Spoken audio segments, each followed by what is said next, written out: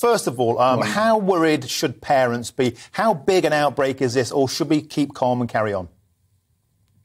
Well, we certainly should keep calm and carry on. It's the small numbers, but nevertheless, we are going through a period where there's an increased incidence of disease with this Group A streptococcus. It's something we do see every few years.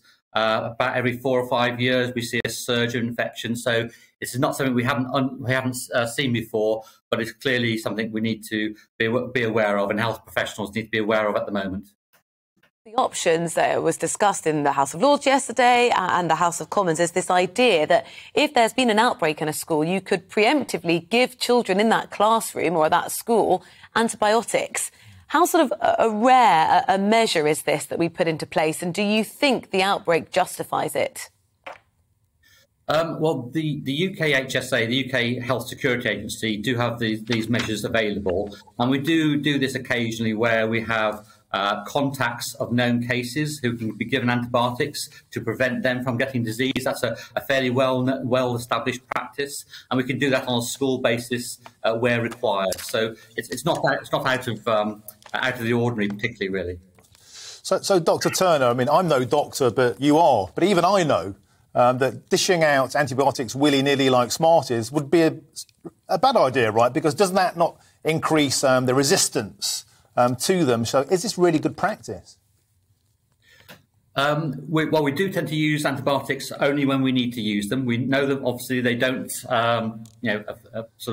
prevent viral infections. So when somebody has a virus, we don't want to give them antibiotics. So we do want to use them judiciously and save them for when they are needed. But this might be an example when they are needed, potentially on a school basis, just in a small number of cases. And can we just really lay out the details for parents watching at home who I'm sure have probably done their own research, but what are the symptoms they need to be looking out for?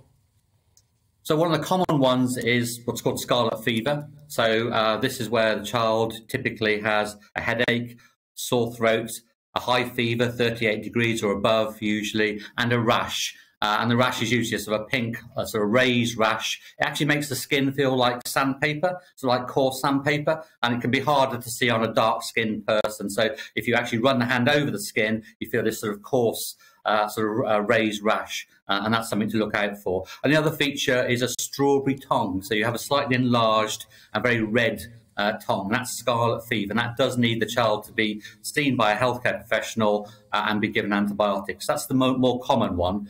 The more serious disease is what we call IGAS, or invasive Group A streptococcus, and that's where the bacteria can get into the bloodstream or into other sites in the body which are normally sterile, and can cause a really severe disease and really quickly. Again, that's sort of a feature where we see the child having a high fever, unresponsive to things like paracetamol, Calpol, and other features like sort of muscle aches, or just being extremely tired, fatigued, and unable to eat and drink very well, maybe diarrhea and vomiting. So really sort of progressive symptoms very quickly. And that's really is a medical emergency.